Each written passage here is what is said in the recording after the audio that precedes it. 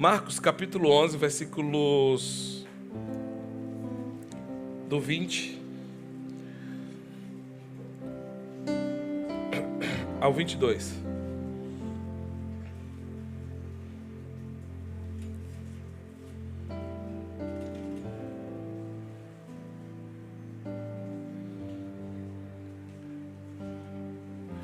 Eu vi que tinha aqui que não teria crianças hoje. Eu já chamei, já mandei para lá. No dia do encontro nós não vamos ter kids, tá, irmãos? É uma noite só dos casais, né, irmão? Pastora Vanessa, pastor Denis, são lá de Boituva. Amigos preciosos estão aqui nos visitando hoje. Tá com mais alguém ou só vocês? Bem-vindos, tá? Diz assim: e passando eles pela manhã, viram que a figueira secara desde a raiz.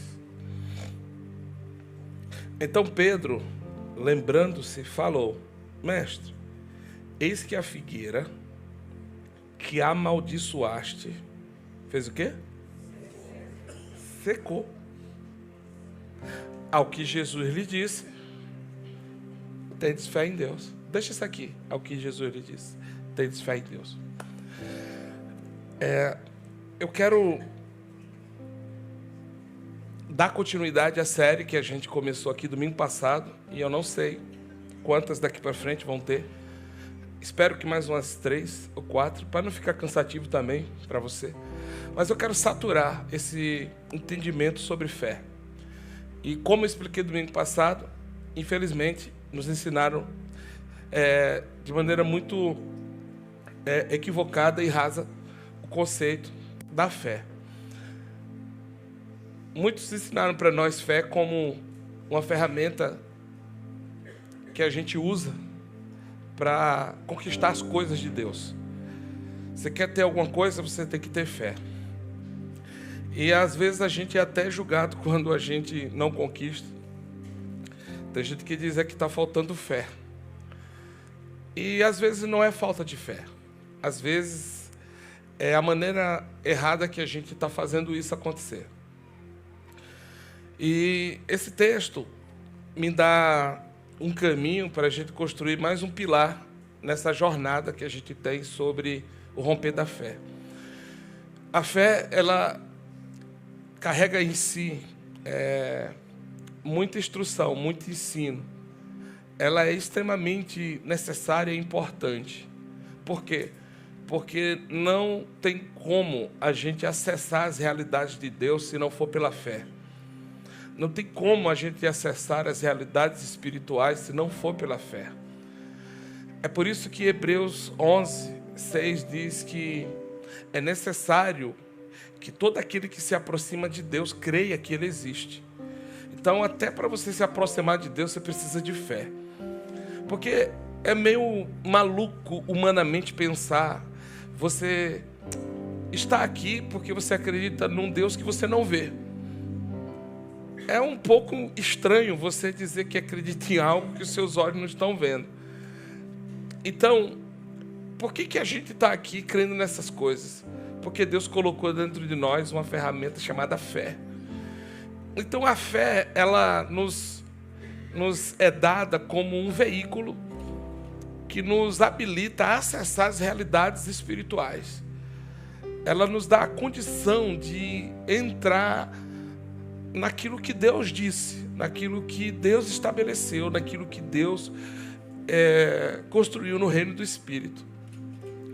É por isso que não existe outra maneira de o justo viver se não for pela fé. O justo, ele tem uma maneira de viver. O justo tem uma maneira de caminhar. E a maneira do justo caminhar é pela fé. É por isso que, se não for pela fé, nós vamos naturalizar absolutamente tudo. Se não for pela fé, nós vamos humanizar as realidades espirituais. Ou melhor dizendo, se não for pela fé, nós não vamos conseguir compreender as realidades de Deus.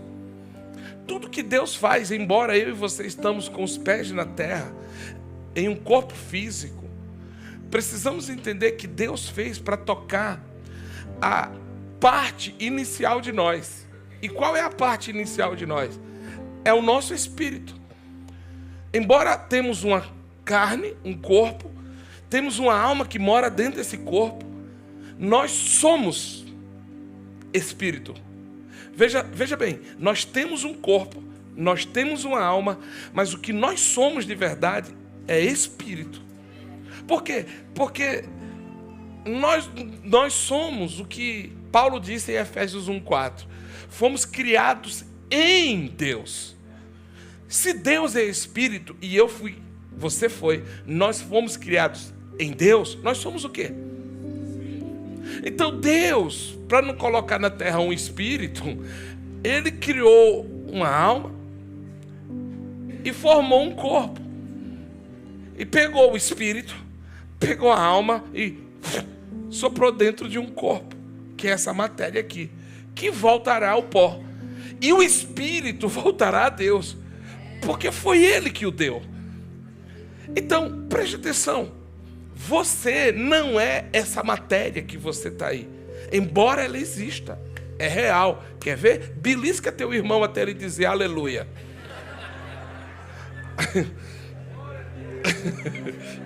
Existe ou não existe? É real. Está aqui. Mas deixa eu te falar. Tem algo que é mais real que isso aqui. E é isso que eu estou tentando, por uma direção de Deus, trabalhar a tua mente como igreja, nessa estação que a gente está vivendo, o verdadeiro conceito da fé e como que a gente se movimenta nela. Por quê? Porque, embora isso aqui é real, existe, de fato, a gente sente, a gente tem sentimentos, a gente chora, isso é a alma e tal. A gente é além disso, a gente é espírito.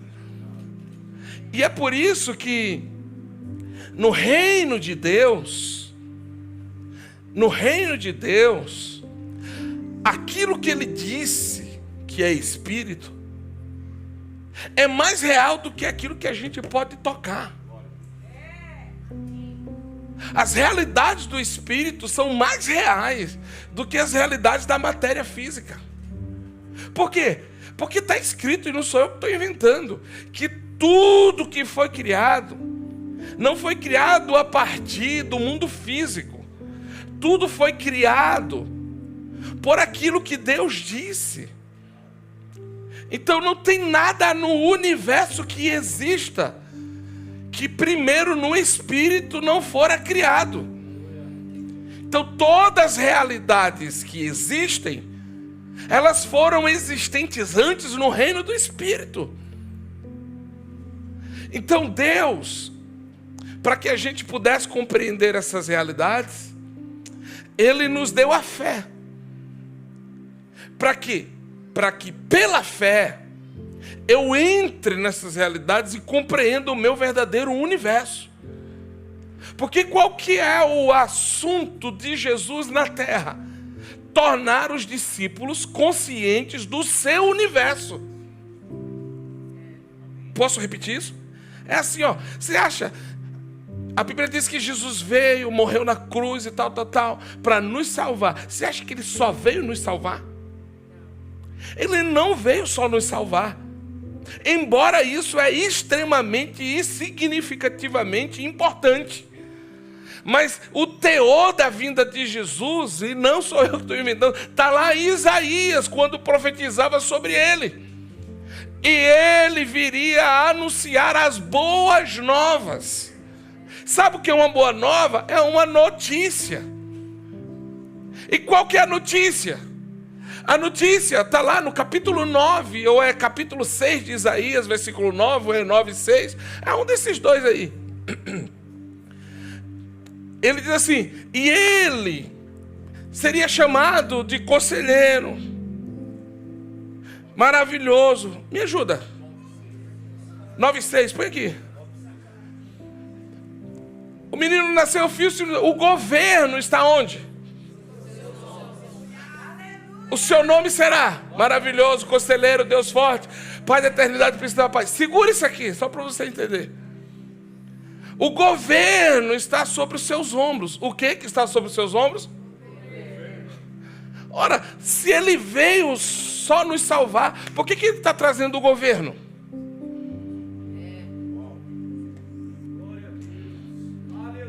Se ele veio só morrer no madeiro para a gente ser salvo, o que a gente está fazendo aqui ainda? Por que quando ele nos salvou, não já abriu uma porta e a gente já fosse para a eternidade? Por que ele permitiu a gente permanecer aqui?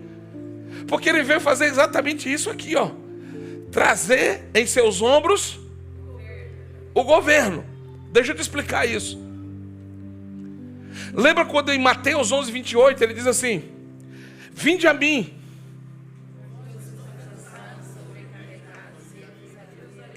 deixai sobre mim o seu fardo. O que leva jugo e fardo? Um animal, né? O jugo vai onde no animal? Sobre os ombros. Então quando ele diz assim, Jéssica, traga o que está pesando nos seus ombros, que é um jugo. O jugo é aquela indumentária que coloca em cima do boi para ele levar a carga. Então ele está dizendo assim: você tem um jugo sobre os seus ombros que se chama pecado, que está pesando sobre você. Mas se você ouvir minha voz e vir até mim e tirar de você e deixar sobre mim o teu jugo, eu vou colocar o meu jugo. E qual é o jugo que está sobre os ombros de Jesus? Tiraram, foi? Governo. Ele está dizendo assim: eu não vim só salvar vocês para vocês voltarem à conexão com o Pai da eternidade. Eu vim trazer sobre vocês o meu governo para estar sobre os seus ombros. Então olha para o teu irmão e diga assim: ainda que você se veja pequeno, Deus te chamou para você governar.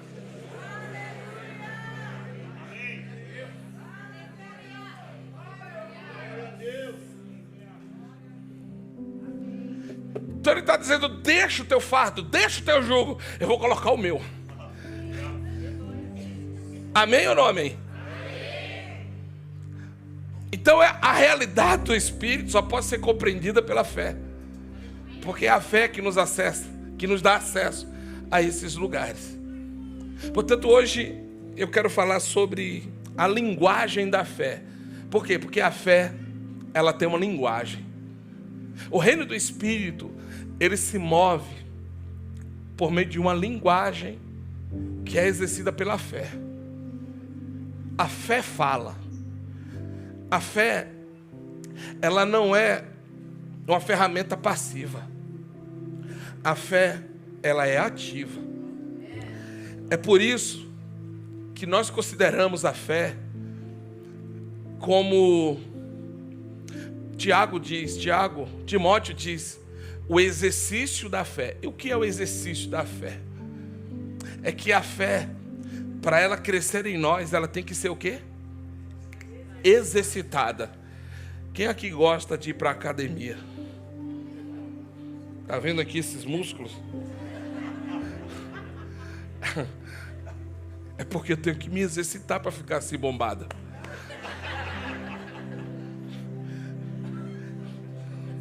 Eu não vou nem olhar para o lado direito.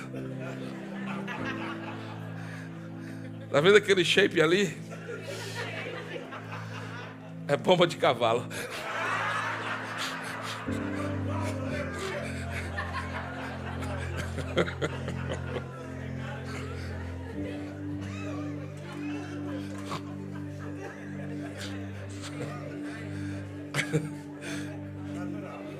É natural. A fé, para ela crescer, ela precisa de exercício. Quem aqui gostaria de crescer na fé?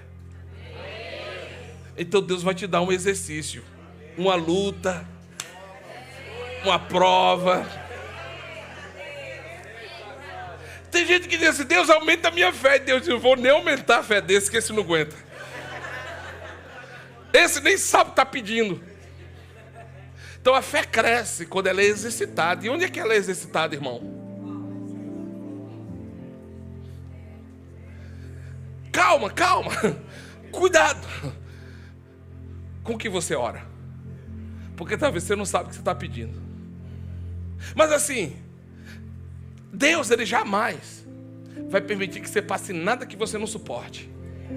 Deus não vai colocar um peso aí nessa máquina de que você não aguente. Mas é assim que funciona a fé. Mas hoje eu separei esse domingo só para falar da linguagem da fé. Como que ela funciona? Como que isso acontece? Está escrito aqui, quando ele diz no versículo 22, e disse-lhe Jesus, tendes fé em Deus. Todo mundo sabe, está cansado de saber, que o Novo Testamento ele foi escrito na língua grega. E essa palavra aqui, fé em Deus, tenham fé em Deus, ela foi traduzida para o português por João Ferreira de Almeida. Dessa maneira, tendes fé em Deus. Mas no grego original, quando ela foi escrita, o termo não é tendes fé em Deus. É tendes a fé de Deus. O que Jesus está dizendo quando ele fala à figueira, e está escrito lá no texto, no outro dia, quando os discípulos passaram por aquela figueira que Jesus amaldiçoou, eles disseram assim, mestre, a figueira secou pela raiz. Por que ele faz questão de dizer pela raiz?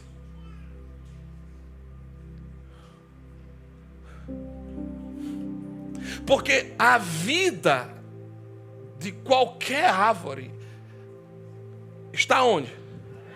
Na raiz. Então Jesus não orou só para as folhas secarem. Jesus, quando amaldiçoou aquela figueira, foi para nunca mais ela produzir nada.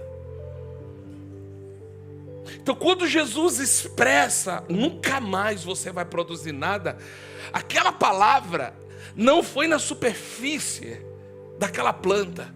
Aquela palavra, ela foi na raiz daquela planta.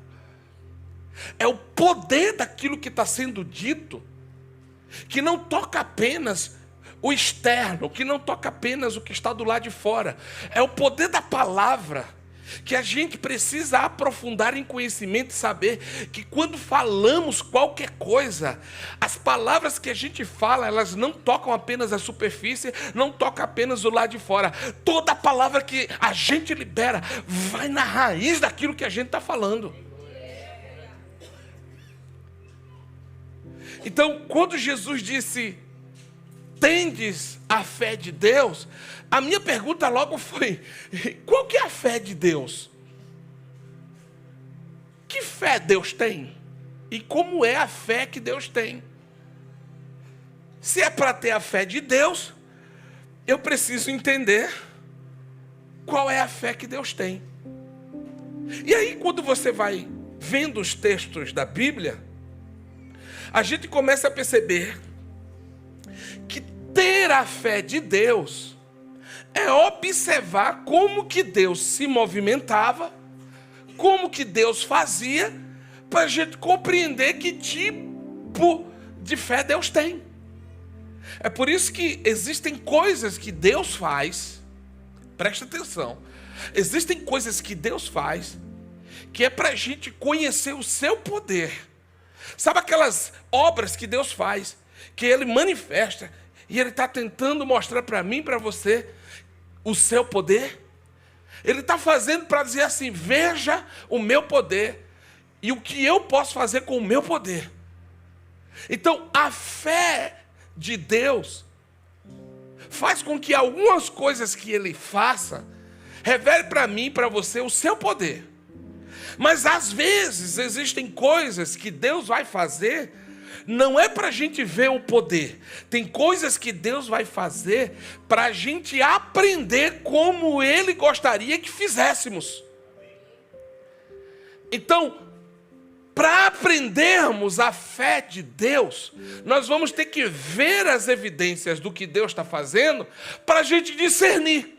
Isso aqui que Deus está fazendo, Ele está querendo me revelar o seu poder ou Ele está querendo me ensinar como é que faz? E por que eu estou falando sobre isso? Porque a fé tem uma linguagem. E se é para ter fé como a de Deus, eu vou ter que observar como foi que Ele fez e o propósito daquilo que Ele fez. Para eu discernir se é revelação de poder ou instrução para eu fazer igual. E aí, eu comecei a perceber uma coisa. Por exemplo, quando se lembram quando Jesus estava no barco com os discípulos e veio uma grande tempestade, a tempestade jogou para um lado, jogou para o outro, e Jesus estava... Deixa eu te perguntar, como que dorme em um episódio desse? Como que consegue dormir com a tempestade sacudindo o barco para um lado e para o outro? De onde vem essa capacidade? De, no mínimo, estar ali segurando o barco, olhando para ver as intenções. Mas ele não. E diz o texto que ele estava deitado sobre um travesseiro. Quem anda num barco de pesca sabe, não se leva travesseiro. Então por que Jesus leva um travesseiro em um barco pesqueiro? E diante da tempestade ele deita no travesseiro e vai dormir, enquanto os discípulos estão apavorados, desesperados. E aí os discípulos vão até ele e o acorda. E diz assim, é o mestre. Aí Jesus acorda e pergunta para eles, o que está acontecendo? Hã? Como assim? Tu acorda e ainda pergunta o que está acontecendo. Se você refletir com calma, você vai perceber uma coisa. Que aqui tem uma evidência clara de que Jesus está querendo instruir e ensinar no seu cochilo ou no seu sono algo para esses discípulos desesperados. E o que é que Jesus está querendo ensinar nessa tempestade, dormindo aos seus discípulos?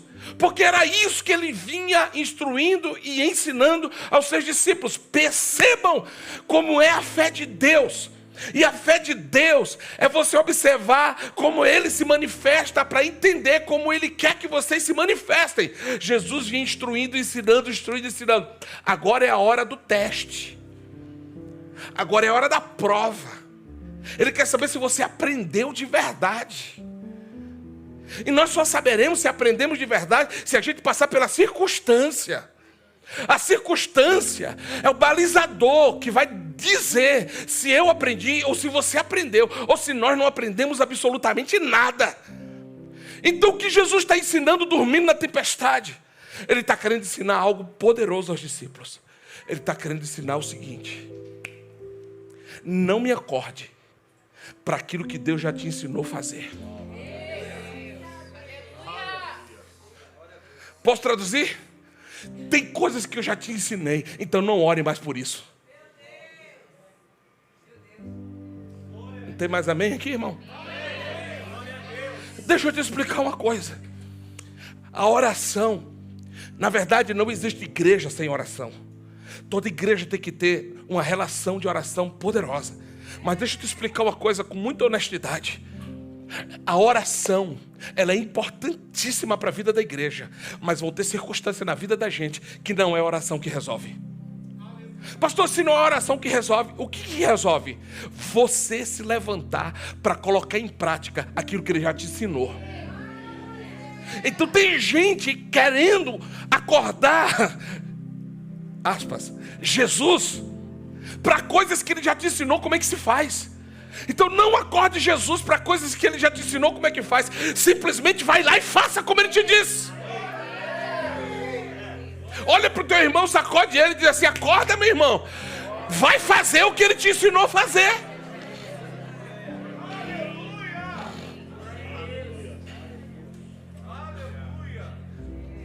Então preste atenção. Quando a gente conhece as dimensões de Deus, quando a gente conhece por instrução que Ele já nos deu, os seus movimentos, as suas operações, como que Ele age, como que Ele se manifesta.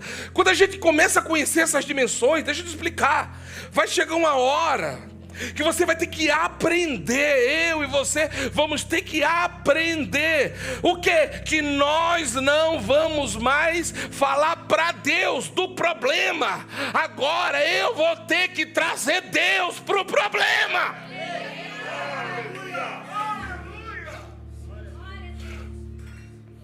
Vão ter situações na vida da gente que Deus vai dizer assim: você está me falando do problema? Você se lembra quando Ele foi curar o paralítico do tanque de Betesda? Querem ser curado? Estou aqui há 30 anos. Ele quis contar uma história. Aí Jesus: não vim aqui para ouvir tua história. Eu vim aqui para te curar. Mas você quer me contar uma história para me convencer a te curar? Você não entendeu.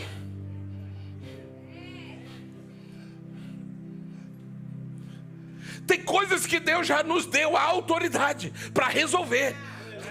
E a gente está levando para Deus aquilo que Ele já nos deu autoridade para resolver. Deixa eu te falar. Não burocratize aquilo que já foi desburocratizado.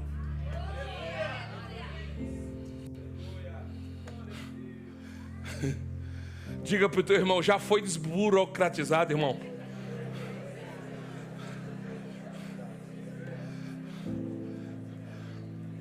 Se está difícil falar essa palavra, dizer assim: já está isso aí que o pastor falou.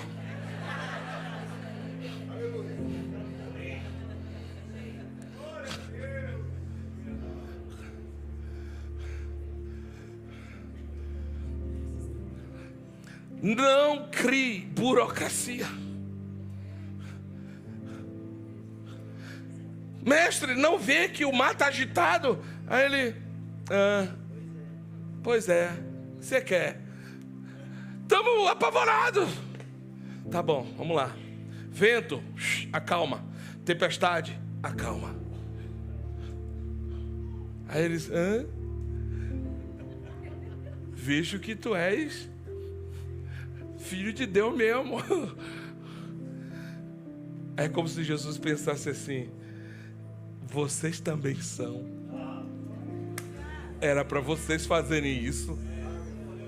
No melhor do meu sono, no zen que eu já estava, vocês me acordam. Escute, eu sei que tem situações que a gente acaba vivendo, que o que a gente mais quer é falar para Deus o que a gente está vivendo.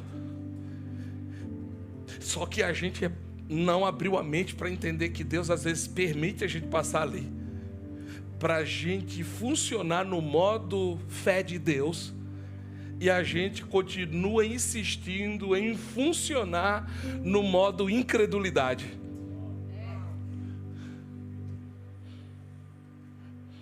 Por quê?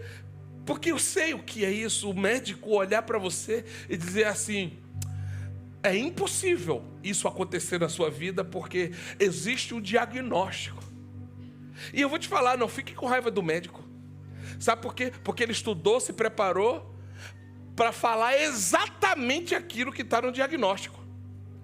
Então, quando o médico diz assim: olha, pelo diagnóstico você não pode ser pai, pelo diagnóstico você não vai ser curado, pelo diagnóstico você tem tanto tempo de vida. E aí tem gente que quer ficar com raiva do médico. Não fique com raiva do médico. Porque tem situações como essas que é o próprio Deus dormindo na popa do barco, permite você ver a tempestade para saber como que você vai se fazer na tempestade. Se você vai querer ir lá acordar Deus nessa tempestade, ou se você vai entender a autoridade que Ele colocou na sua boca para você dizer: ai meu Deus, existe o médico dos médicos, existe alguém que está acima da medicina.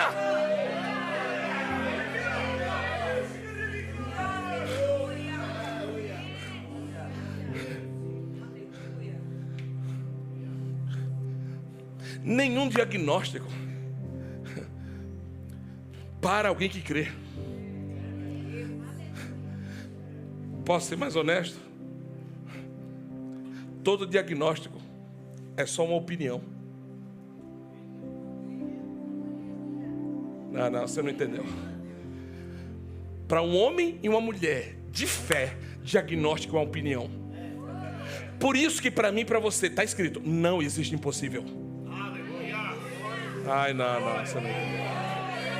Pergunta assim: pastor, o que é o impossível? Uma opinião.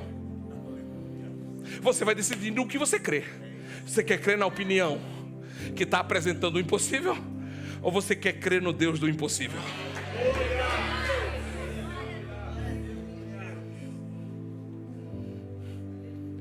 Por isso que está escrito: tudo ao... Tem impossível para quem crê? Tem alguma coisa impossível para quem crê? E por que você está levando para Deus o que Ele já te ensinou a fazer? Sabe,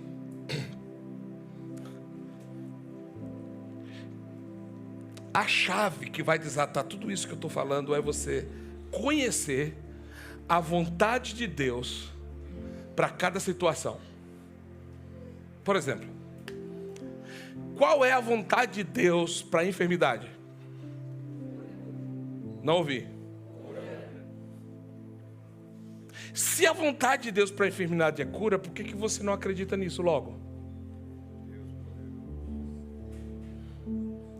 Por que você está levando para Deus a enfermidade?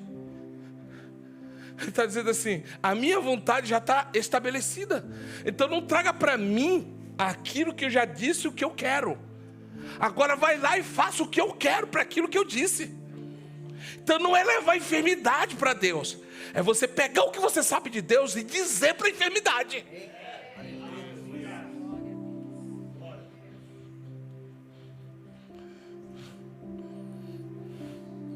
Qual é a vontade de Deus para o casamento? E por que você está pensando em se divorciar, meu irmão, minha irmã? Se a vontade de Deus é que você mantenha esse casamento firme. Ah, pastor, mas você não sabe o que eu estou passando. É verdade, pode até estar doendo. Mas você está indo perguntar para Deus qual a vontade dele para o seu casamento? A vontade dele é que você fique firme. Agora, como que vai ser isso? É você que vai declarar.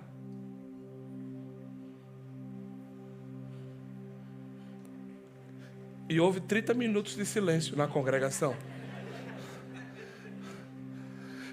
Escute, você sabe o que é andar sobre a palavra? A gente ouve muito essa frase, essa canção, né? Anda sobre a palavra, andando sobre a palavra. Você sabe o que é andar sobre a palavra? Andar sobre a palavra é você conhecer a vontade de Deus sobre algo e dizer: eu não vou falar para Deus sobre esse algo, eu vou falar para esse algo sobre Deus. Isso é andar sobre a palavra.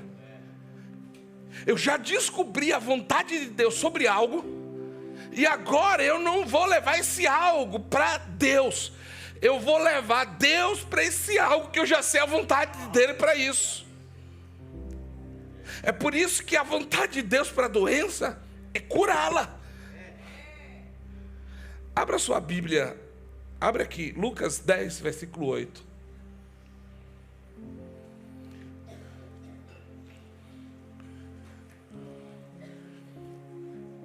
Jesus enviando 70, ao que ele instrui, ao que Jesus diz. Quando vocês entrarem numa cidade e ali forem bem recebidos, comam do que lhes for oferecido. Próximo.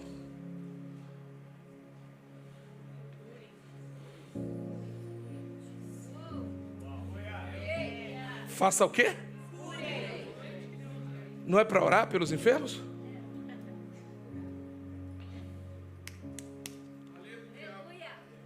Fica conversando não com a enfermidade, irmão.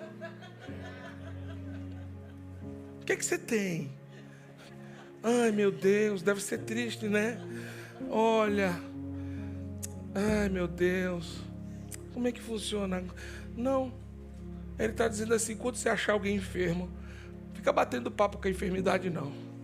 Vai lá, põe a mão, cure.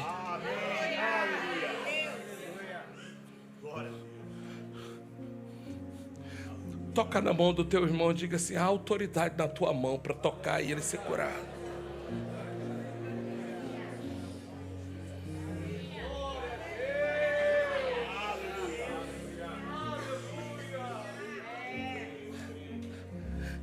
É assim, ó. É assim, ó.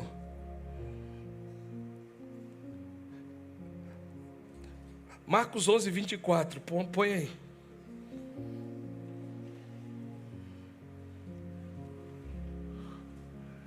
Por isso digo a vocês, que tudo que pedirem em oração, creiam que vocês vão receber.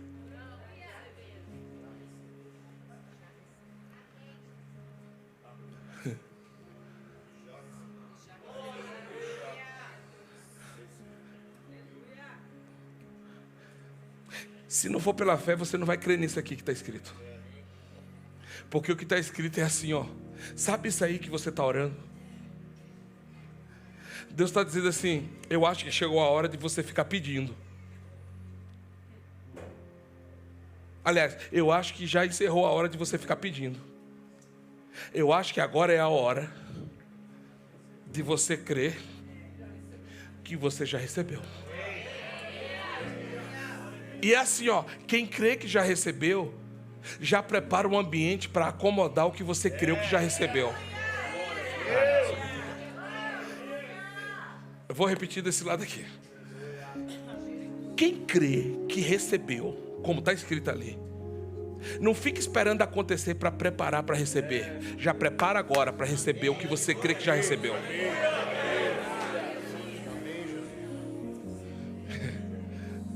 Deixa eu te falar uma coisa. Quando a medicina disse para mim e para Jéssica que nós não podíamos gerar filhos, ter filhos, mas eu já cria que Theo já existia, sabe o que eu já fiz mais ela?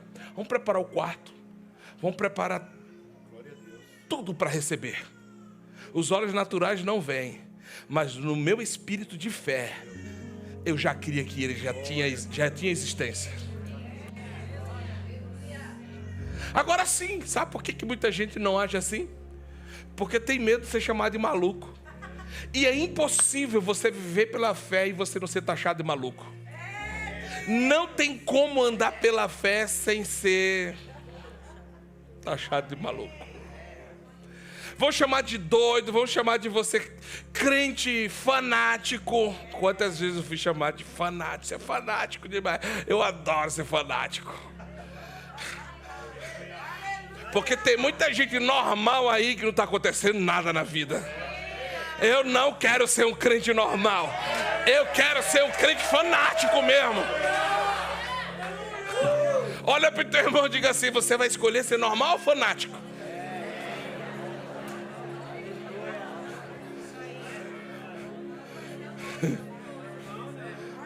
Então já prepara o ambiente para aquilo que você acredita. Já deixe pronto, tudo pronto. Por quê? Porque você não está orando, mas pedindo a Deus. Agora você está agradecendo. Agradeça, agradeça. Já é meu, já recebi. Eu já tenho, eu já possuo, eu já entrei. Aleluia. Agradeça. Tem alguém aqui que não está gerando filhos? Não peça mais, agradeça agora: Senhor, eu já te agradeço pelo meu filho. Eu já te agradeço por essa gravidez. Eu já te agradeço, Senhor, por essas madrugadas de sono com esse menino.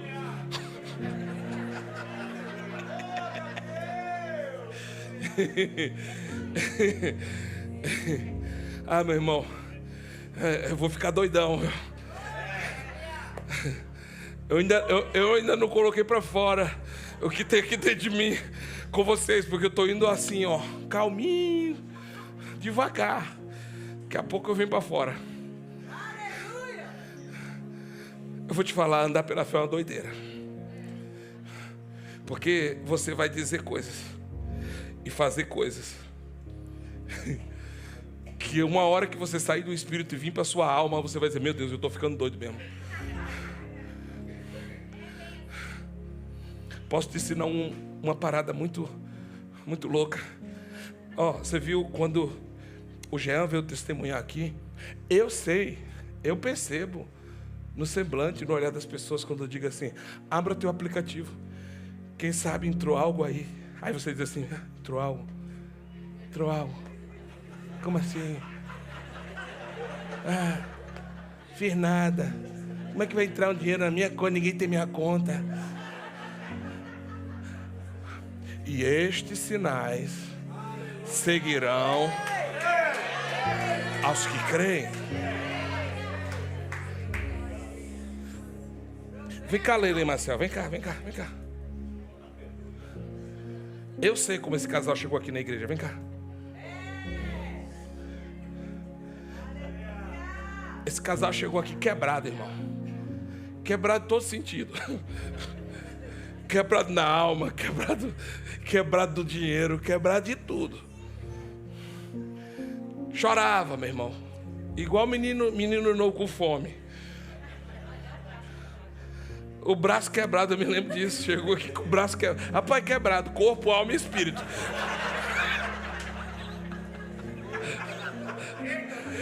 Era uma quebradeira só.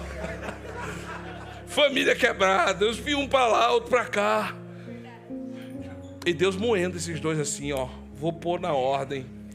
Os ossos secos batendo um no outro, gemendo, doendo. E a gente só assim, tenha calma. Ele mais calminho, ela mais... Calma, Leila, calma. É uma dor gostosa, uma hora você vai agradecer. E foi se submetendo, crendo na palavra, se submetendo, crendo na palavra, se submetendo. Aí veio o filho que estava ali com ela. A filha, o genro, tá tudo ali. E essa semana os dois me procuraram para dizer: pastor, tinha uma causa que eu nem acreditava mais que ia acontecer. Nosso apartamento era financiado para 35 anos. A causa que eu não acreditava mais, que eu já tinha até esquecido e abandonado. O dinheiro entrou na minha conta, paguei todo o apartamento.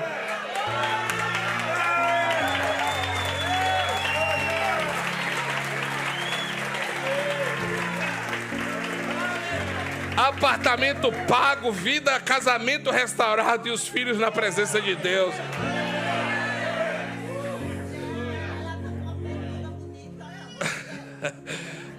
Tá rosado o rosto dela. E enfim, creia na palavra. Não é no pastor Jean. Creia na palavra. Obrigado, Deus abençoe. Salva de palmas para ele.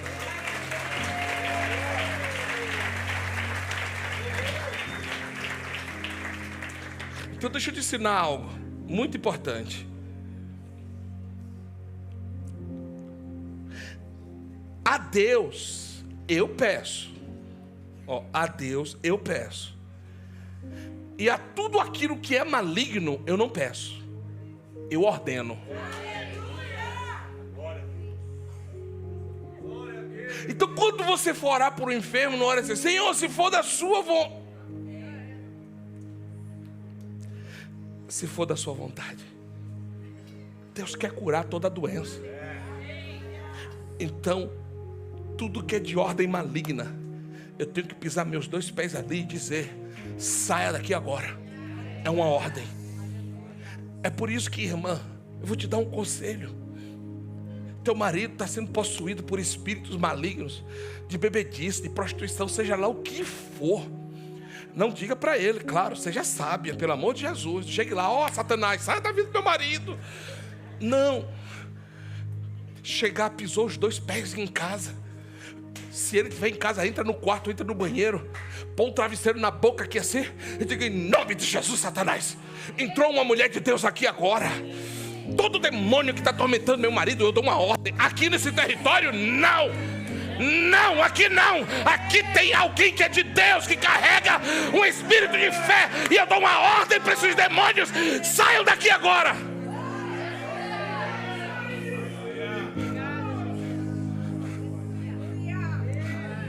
Se é de ordem maligna, não conversa. Não pergunta, não, dá uma ordem.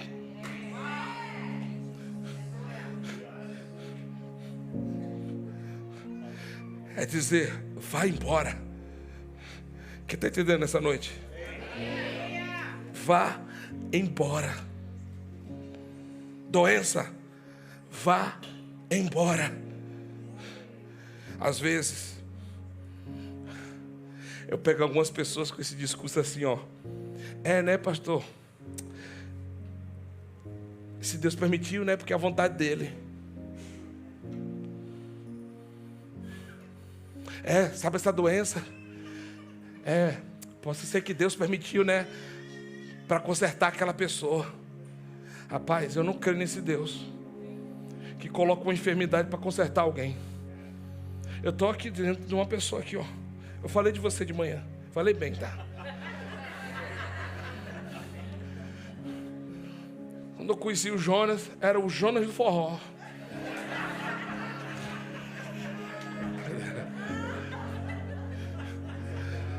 Tocava na noite, irmão, forró. E sabe quem era a dançarina? Uma pessoa lá no outro lado. Você sabe onde ele conheceu a Neide, a esposa dele? No forró. Estão aqui casados hoje, para a glória de Deus. Aí ele chegou aqui quietinho na igreja, não sabia nem que ele cantava, nada. Alguém disse, sabia que o Jonas cantava? Ele cantava, passou nas igrejas aí, mas ele cantava na noite no forró. Eu disse, rapaz, Jonas, vamos ver. Tal, veio, cara, que presença, que unção, que graça. Aí eu fui esses dias tomar um café na casa dele. Ele disse, pastor, minha história é essa aqui. Eu vivia nas drogas, na prostituição. Era cavalo do diabo. E um dia alguém me chamou para ir num encontro com Deus, eu fui. Mas eu fui assim, né? Eu vou por aí e tal. Chegou lá, primeiro dia nada, segundo dia nada, terceiro dia Deus veio, pum, arrancou de dentro dele com uma luva. Ele disse, pastor, nunca mais senti vontade de droga, nunca mais senti vontade de bebida, nunca mais senti vontade de nada, de mais nada. Está aqui hoje para a glória de Deus.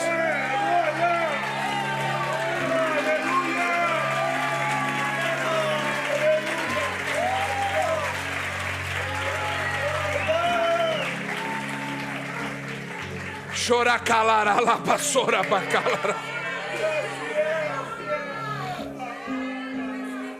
É nesse Deus que eu creio. Ele não precisa colocar uma enfermidade para consertar uma pessoa. Quando Ele quer fazer, Ele vai e faz.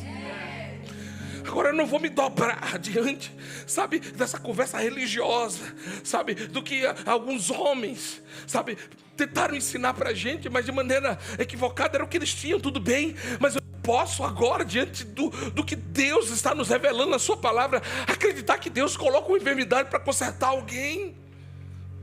Não, se é de ordem maligna, e a enfermidade não é de ordem divina, a enfermidade é de ordem maligna, e se é de ordem maligna, eu não vou conversar com ela, eu vou dizer para ela, vai embora daqui.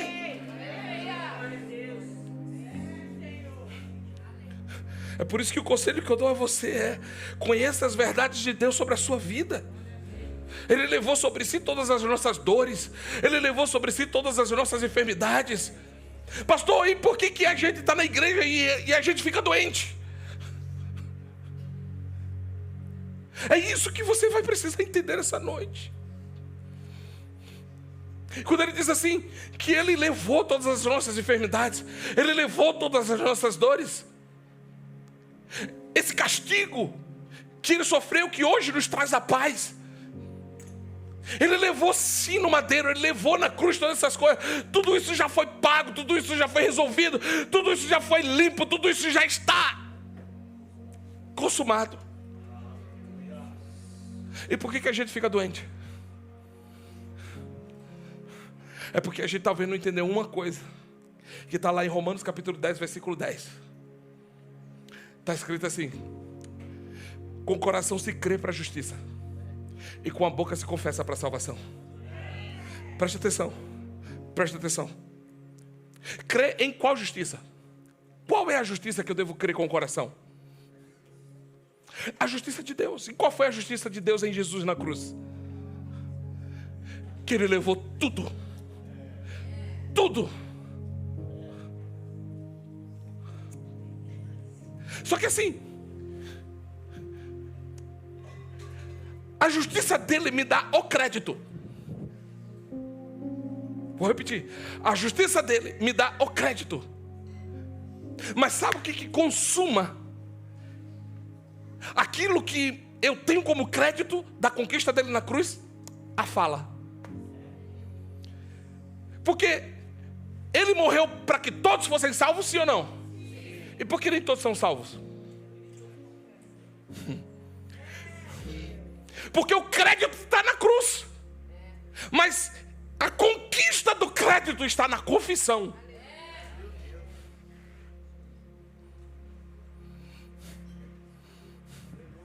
Por exemplo, tem um cartão de crédito aqui?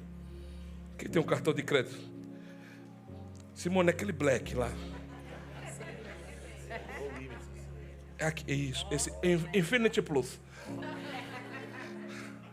Isso aqui é um cartão de crédito. É seu. Teu marido trabalha para isso. Ele conquistou esse direito de você ter um cartão de crédito. Agora não vá lá não na loja, no passe e coloque a senha para você ver. Funciona? Tem o crédito? Mas só funciona quando você usa. Então na cruz eu tenho o crédito. Mas quando é que funciona aquilo que ele conquistou na cruz para mim? Quando eu uso. Por isso que a salvação está na cruz conquistada para todos os homens. Para o branco, para o preto, para o pobre, para o rico, para o baixo, para o alto, para o calvo, para o cabeludo. Ele conquistou para todos. Para o maconheiro, para o bandido, para o assassino, para o traficante. Para todos. A salvação é para todos. Mas por que todos não são? Porque tem um crédito, mas não confessa. A cura já está conquistada ou não na cruz? E por que você não foi curado? Porque você só entendeu que é assim a vida, né? A vida é assim. Eu acho que eu nasci para sofrer. Eu acho que eu nasci para ser pobre.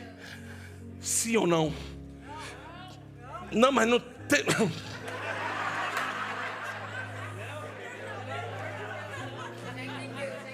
Já entendeu? Tem ou não tem gente assim? Eu nasci assim mesmo. A vida é assim. Não, a vida não é assim. Tem uma conquista poderosa para a tua vida. Mas ela só vai funcionar se você usar a sua boca para dizer: eu declaro, eu confesso, eu confesso. O que é que você vai precisar confessar nessa noite? Para aquilo que já foi conquistado começar a acontecer na tua vida. Agora escute. Cuidado com a incredulidade. Jesus nunca orou para curar ninguém. Ele sempre ordenou. Quer ser curado? Quero. Então se levante. Eu contei de manhã. Eu não sei quantos conheceram o missionário David Miranda, da Deus é Amor. Eu não sou tão velho assim, mas eu me lembro. A igreja dele é enorme. E tem uma área na igreja dele que é só de cadeiras de rodas, de moletas, tudo ali. Pessoas que vão lá e são curadas e já deixam ali mesmo. Sabe como é que ele fazia? Tinha as classificações. Cadeirantes de um lado, de moletas do outro, cegos do outro. Aí ele ia colocando assim por ordem. E ele entrava, o culto começava, ele já estava de joelho lá no altar. E aí tinha ali os momentos de canções. E chegava a hora dele assumir a palavra, a plataforma. Ele se colocava de pé com aquela roupa toda branca que ele sempre usou. E dizia assim: cadeirantes, me seguem, andem. Paralíticos, andem. Cegos, vejam. E ele ia. E ele ia caminhando. E atrás dele, as pessoas iam empurrando a cadeira de roda. As pessoas eram curadas segundo a ordem que ele dava. Aí eu te pergunto, de onde veio isso? De uma compreensão que foi desatada no seu entendimento de que o crédito já foi conquistado. Agora precisa que alguém assuma essa postura de usar o poder da fala e dizer: paralítico levante, coxo levante, cego veja, surdo ouça.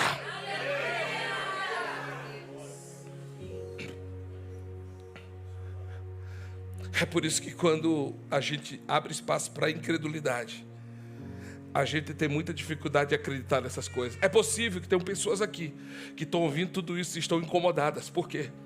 Porque você aprendeu a andar naquela fé rasa, que acredita que Deus te deu a fé para você orar para a porta de emprego se abrir, ou dor de barriga sair.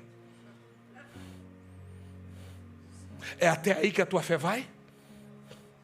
Ou você não acha que é muito pouco para o tamanho desse Deus Todo-Poderoso e para aquilo que Ele quer fazer em nossos dias?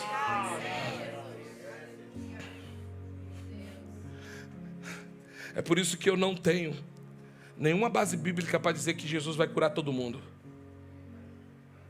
Eu não tenho base para te dizer isso, porque eu não sei e eu não vou inventar moda. Mas eu tenho base bíblica para dizer para você: essa é a vontade de Deus, que todos sejam salvos e que todos sejam curados. Jesus entrou em algumas cidades e está escrito: e ali Ele curou a todos. Mas também está escrito que Ele entrou em cidades e ali Ele curou a poucos. Porque nunca vai ser só a depender dEle. Sempre vai ser da resposta de fé que a gente dá ao que Ele quer fazer. Não adianta Deus querer fazer e você não acompanhar em fé aquilo que Ele quer fazer. Eu disse outros dias aqui nessa semana de orações e alguns domingos atrás, Deus abriu um portal de milagres aqui nesse lugar. Deus abriu um portal de maravilhas nesse lugar. E eu declaro, mais uma vez, prepara o teu coração em pureza para receber e viver e pisar em maravilhas que Deus vai fazer em nosso meio.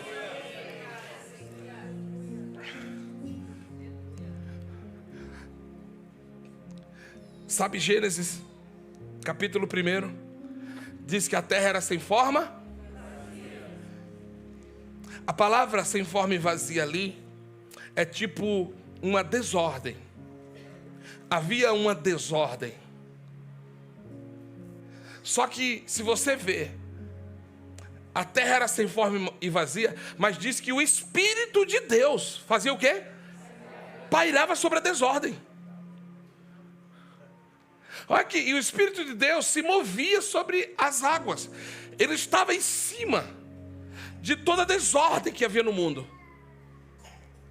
Havia escuridade, densas trevas, estava tudo bagunçado. Porque Lúcifer, ele foi lançado do mais alto dos céus, e como um raio de um relâmpago, ele cai sobre a terra, e ali, pum, vira uma bagunça. A terra fica sem forma, a terra fica vazia, e o Espírito de Deus está por cima da desordem. Agora pasmem, embora o Espírito de Deus estava em cima da desordem, nada mudou na desordem.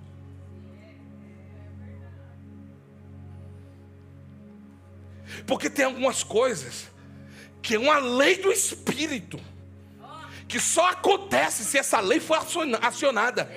Você tem o Espírito de Deus sobre você, você tem a graça de Deus sobre a sua vida, mas vão ter coisas que só vão virar na sua vida, que só vão acontecer na sua vida se você acionar essa lei que eu vou te falar agora. Porque embora o Espírito estava sobre a desordem, nada mudava na desordem. Mas quando a palavra diz que Deus disse: haja luz,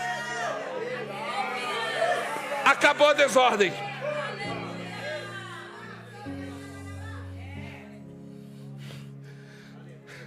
Quando Deus fala, acaba a desordem. Tem o Espírito, mas não tem a fala. Tem o Espírito, mas não tem a declaração. Tem desordens que só vão ser transformadas se você entender aqui que há poder na tua fala. para dizer para a desordem: haja luz. E houve luz. Agora veja, Gênesis capítulo 1. Gênesis capítulo 1. Versículo 3. E disse Deus. Versículo 9. Disse também Deus. Versículo 14. E disse também Deus. Versículo 20, disse também Deus. Versículo 21, criou Deus. Versículo 24, disse também Deus. Versículo 26, disse também Deus. 27, criou pois Deus. 29, disse Deus ainda. Escute. Diante de toda a desordem, embora o Espírito de Deus estava ali, a desordem só foi transformada quando Deus começou a falar. Olha para o teu irmão e pergunta para ele assim: você acha que não chegou a hora de você começar a falar algumas coisas?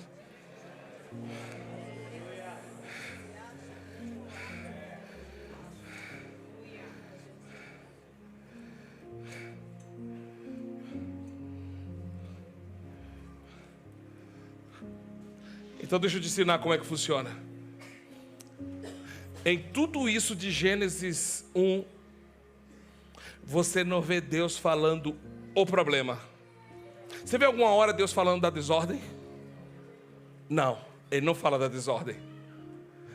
Por quê? Porque a boca de Deus, quando abre, ela não abre para falar do problema. Ela abre para trazer a solução. Cutuca teu irmão e pergunta: ultimamente você fala trazendo solução ou só fala do problema? Alabassúria, né?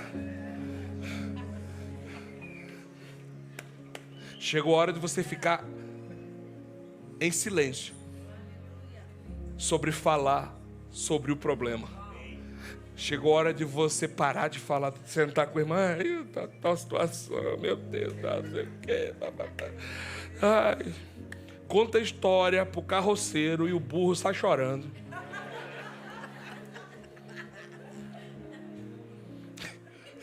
Você gosta, né, Dani, das minhas...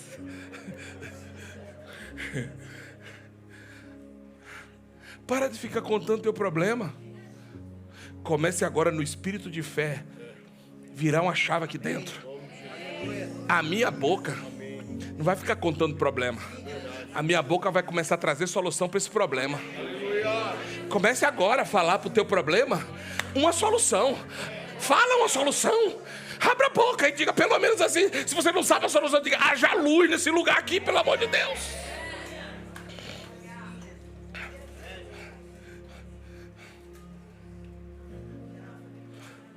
Fora aqueles, né, que vai para a rede social contar os seus problemas.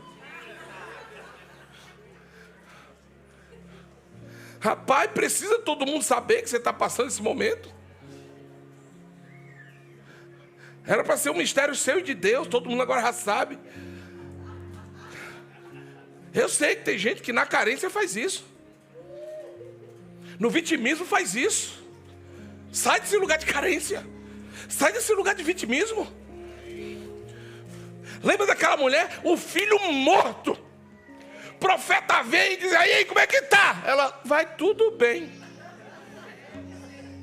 Tá me entendendo ou não? Filho morto dentro de casa, mas na boca dela o que é que sai? Vai tudo bem. Agora, isso é negar a verdade?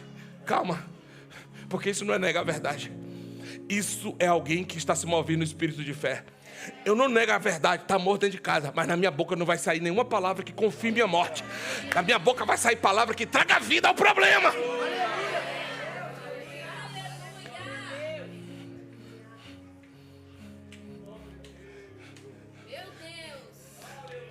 Deixa eu declarar algo sobre você. A sua boca tem poder de resolver problemas. E a sua boca tem poder de criar o que falta.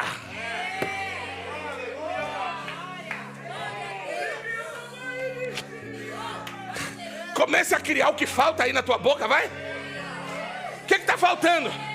Abre a boca e comece a declarar o que falta.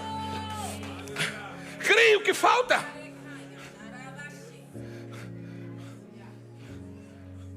Ô irmã, tá solteira? Começa a criar o teu marido aí do teu lado.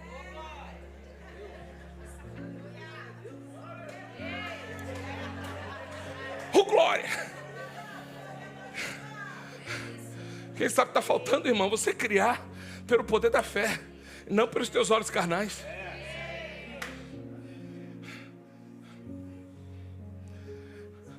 A pergunta que eu faço é: como é que Deus cria e resolve as coisas?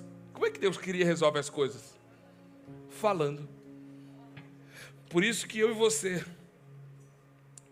vamos ter que tomar cuidado com uma coisa, com o que a gente fala.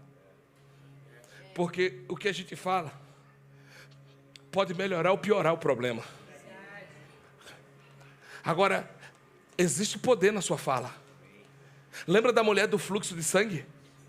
Há 12 anos, ela estava com aquela enfermidade. E qual era a enfermidade daquela mulher? Uma hemorragia interna, na parte íntima. Só que você acha que a enfermidade daquela mulher, a pior enfermidade daquela mulher era a física? Não era. A pior enfermidade daquela mulher, sabe qual era?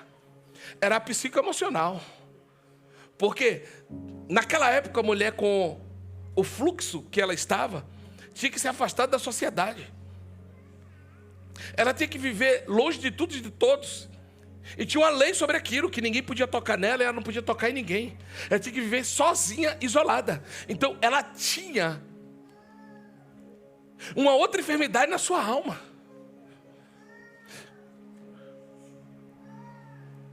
Mas escute, quando ela soube que Jesus estava passando ali, isso muda tudo. Por quê? Porque ela não foi contar para ninguém o seu problema. Olha o que o texto diz, Marcos 5, 20, 25, 24, 24, 25, 26. Pronto. Ela foi falar para alguém? Com quem que ela conversa aqui? Não ouvi. Ela não disse: se ele me tocar. Mas do jeito que eu estou assim, doente, tem uma lei, ninguém pode me tocar. Eu acho que ele nunca vai me tocar. E também se eu tocar, eu posso ser julgada. Ela colocou algo dentro dela e abriu a boca para falar solução para o seu problema. Se eu tocar nele. Escute, aqui ela criou o ambiente para ser curada. Não, você não entendeu. Aprenda a criar a estrutura, o ambiente para receber o seu milagre. E como é que eu aprendo a criar? Falando com você mesmo. Vai dar certo, eu vou conseguir. Eu vou ser o melhor nessa faculdade. Eu vou conseguir a minha promoção nesse emprego, porque eu vou dar o meu resultado melhor. Eu vou ser um... Crie. Mas você só vê o patrão que não presta. Você só vê o lado ruim das situações e fica falando, porque esse emprego é isso, esse salário é aquilo, essa cidade é assim, essa rua é assim, meu pai foi assim, minha mãe foi assim, e não sei o que, eu sou o descompensadão desse universo. Para com essa conversa e diga para você mesmo: se eu só tocar nele.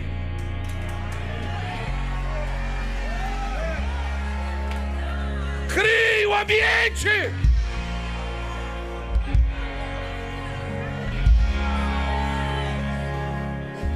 Próximo. E logo a hemorragia estancou. E ela sentiu no corpo. Era um mal que estava na vida dela. A Deus a gente ora e pede, mas dá o mal, a gente manda embora. Pronto, ela foi curada da sua enfermidade física. Quando ela tocou, o que Jesus disse? O que diziam sobre ela?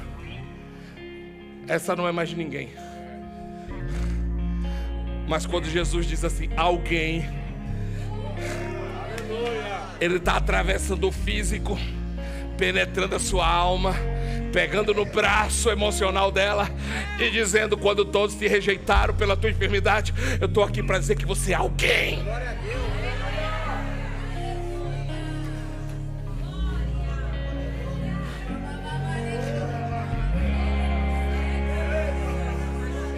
Aqui é uma cura completa. Ele cura o físico, mas Ele vai restaurar a alma dessa mulher. A identidade dela é devolvida.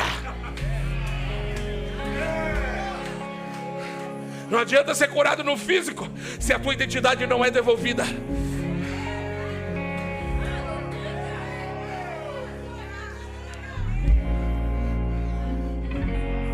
Pastor,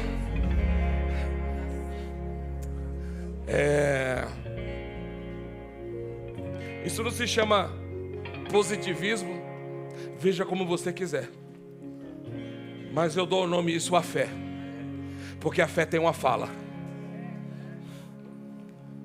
Provérbios 18, quanto? 21.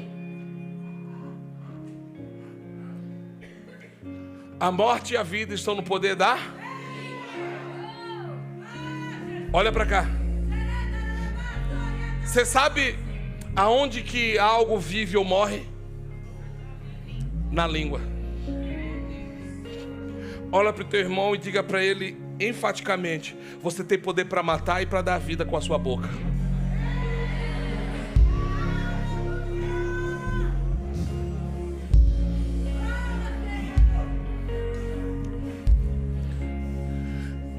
Por isso, uma geração se perdeu no deserto. Sabe por quê? Porque 10 espias, embora viram que a terra manava leite e mel como Deus tinha dito, trouxeram uma notícia desafeiçoada e diferente daquela que Deus tinha dito. Então a palavra de 10 homens matou uma geração no deserto. Mas eu não estou parado na palavra desses 10 homens. Eu estou na palavra de 2 homens. Quando eu saí de lá eu tinha 40 anos. Estamos aqui com 85 anos, com a mesma força, com a mesma fé, com a mesma coragem para entrar nessa terra. Tem gente liberando palavra de morte, mas tem gente liberando palavra de vida. Choracalaralabaço.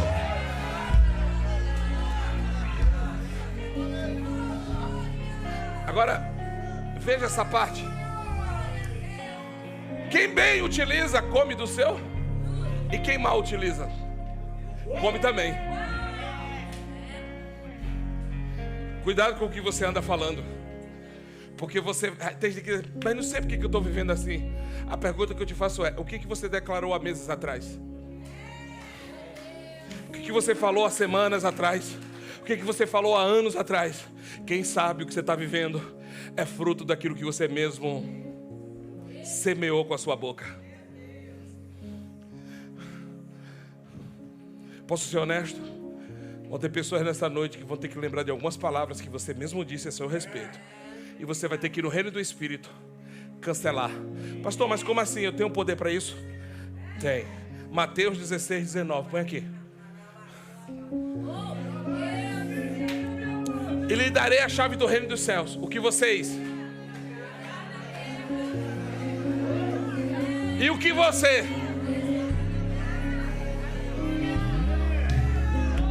Desliga aí algumas palavras que você falou acerca de alguma pessoa. Desliga, porque talvez você está colhendo o fruto de palavras que você lançou, malditas acerca de algumas pessoas. Gente que fala mal das outras vai colher daquilo que fala. Gente que vive maldizendo pessoas vai colher daquilo que fala. É por isso que hoje, se você quer viver o fruto bendito do Senhor, você vai ter que cancelar essas palavras no reino do Espírito. Como assim, pastor? Eu falei mal de fulano, eu cancelo aquilo que eu falei mal de fulano, eu cancelo aquilo que eu falei mal contra a minha casa, contra a minha família, contra o meu trabalho, contra o meu patrão, contra o meu salário, contra o meu dinheiro, contra as minhas finanças. Eu cancelo essas palavras. E hoje você vai declarar palavras de bênçãos sobre a tua casa, sobre o teu filho, sobre o teu marido, sobre o teu dinheiro, sobre o teu patrão, sobre o teu salário, sobre tudo a teu respeito.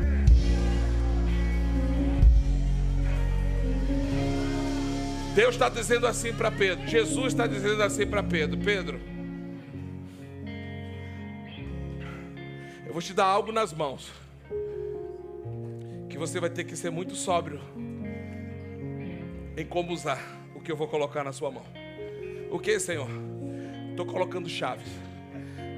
Posso te perguntar uma coisa? Para que servem as chaves? Diga assim: dar acessos. A chave é para você dar acesso em algo.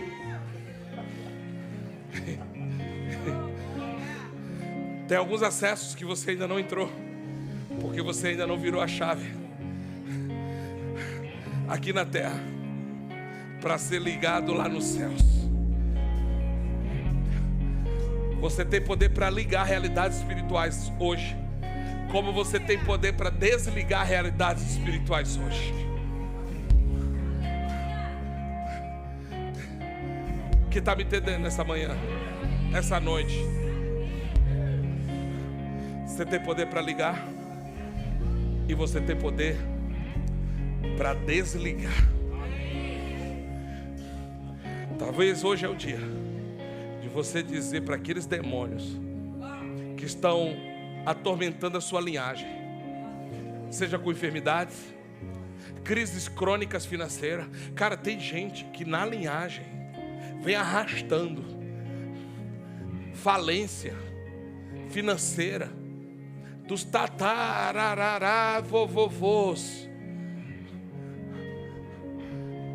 É uma família que na linhagem ninguém nunca prosperou.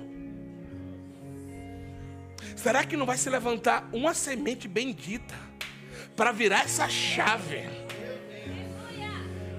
e dizer: aonde minha casa ficou emperrada, eu vou desligar essa prisão demoníaca e eu vou começar a romper para prosperar?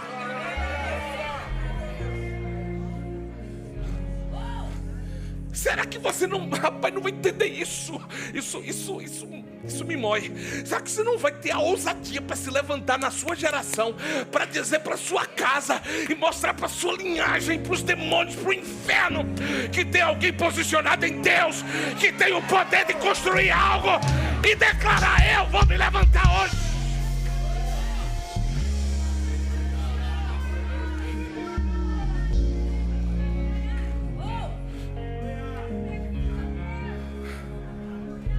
Fica de pé em nome de Jesus, fica de pé.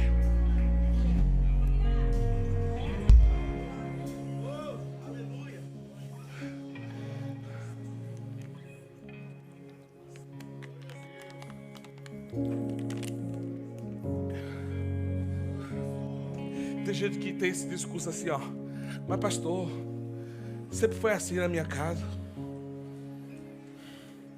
sempre foi assim.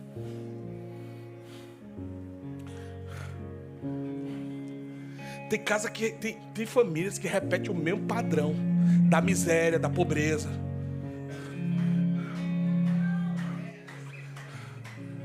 Hã? Falou? Como assim, pastor? É, porque tem uma cultura, pastor, na minha casa. É aquele mesmo lençol velho de 20 anos atrás, a gente continua se enrolando com ele sem lavar.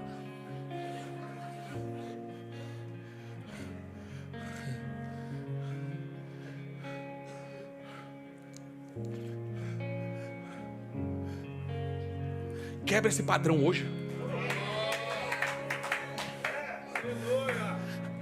Gera uma revolta dentro de você e diga: ei, na minha casa não. Pega toda coxa, lençol velho, joga no lixo e diga: Satanás, eu estou enterrando e decretando a falência da perpetuação desse espírito na minha casa. Eu estou encerrando hoje.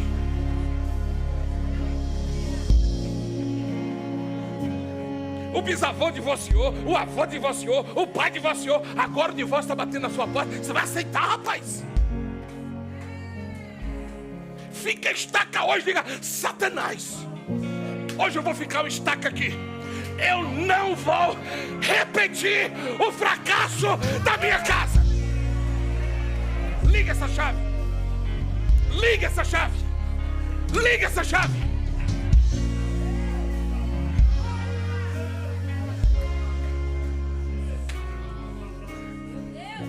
Tem gente aqui que vai precisar desligar, e tem gente aqui que vai precisar ligar.